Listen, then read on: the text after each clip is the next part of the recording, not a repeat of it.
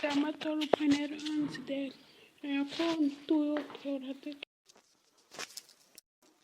বাবা এখানে অনেক গরম লাগছে, এখানে অনেক রোদ, আর দেখো গাছে একটা পাতাও নেই।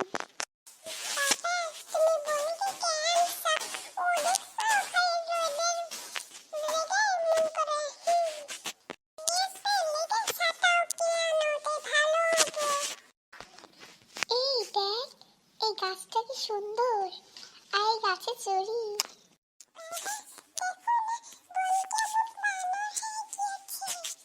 ওই তোর বোন রে, এমন বলবি না তাহলে। বাবা চলো বাসায় যাই, এইখানে ভাল লাগে না।